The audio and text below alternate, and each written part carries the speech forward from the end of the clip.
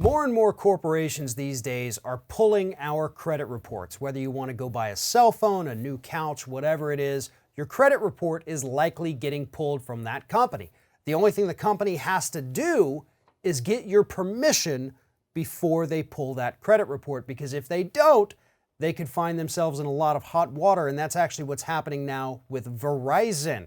And joining me to talk about what's happening is Scott Hardy with Top Class Actions.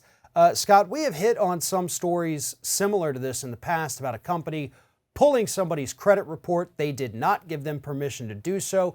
But typically in those cases, that person was already a customer or a potential customer. Now we've got this Verizon story, and the plaintiff here says, I was never even a customer of Verizon, but they're showing up as somebody who pulled my credit. Tell us what's happening with this. Right. This really is because Verizon needs to lock down how they're setting up these new accounts to battle identity theft, according to this class action. Because this lawsuit was filed, as you said, this guy said, hey, I've never signed up for Verizon, but all of a sudden I see in my credit report that Verizon dinged me. He said, well, that's weird. Verizon dinged me, but I've never reached out to them. So they find out that Verizon not only hit their credit report, but there was an account signed up. And this happens when people go in there, they get your social security number, and they create a fake account and, use phones, buy phones, resell the phones, whatever they're trying to do to profit off it. And then you get stuck with that bill. Now, the class action is trying to get Verizon to change its ways. It's saying you can do some things to safeguard the identities of Americans out there who are getting their credit hit by these fake credit checks, essentially, by these imposters.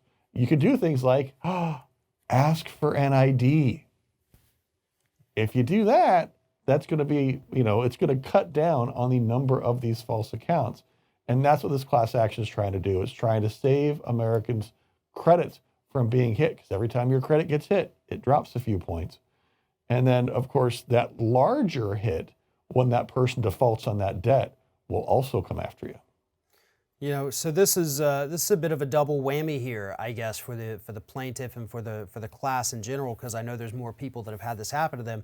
So not only did your credit already get dinged for a cell phone that you never even applied for, but now you're on the hook, at least temporarily, and your credit is going to take a major hit from all of these bills that start piling up because somebody opened the account in your name. And as somebody who's had to go through a similar situation, it is a nightmare trying to go through, get these things removed from your credit report, working with the banks if they've, stolen your debit card number. This is a huge hassle for people to have to go through. And unfortunately, as you said, a lot of times it's because the company didn't want to just take the extra couple of steps needed to make sure, or at least try to prevent some of these instances from happening in the first place.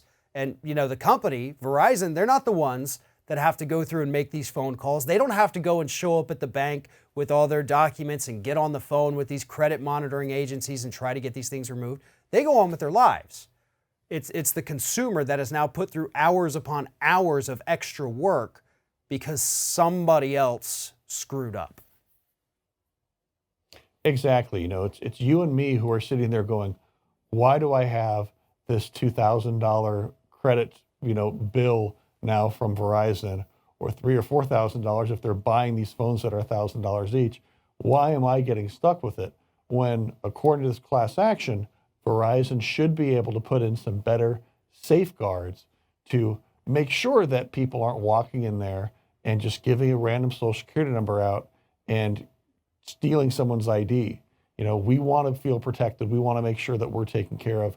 And it should be a real basic ask of checking for ID before you do something that could harm somebody else's credit. Absolutely. If anybody has gone through this situation with Verizon or even any other company, I encourage you, follow the link in the description of this video. Head on over to Top Class Actions. It has all the information you need. And make sure you search around the website. Maybe it didn't happen to you with Verizon. Maybe it was a different company. If it's happened, I can promise you Top Class Actions is more than likely going to have info on it. And another great way to stay up to date, subscribe to their weekly newsletter. Get all these stories and more delivered directly to your inbox. Scott Hardy, Top Class Actions, thank you very much for talking with us today. You're welcome. Thanks for your time, Farron.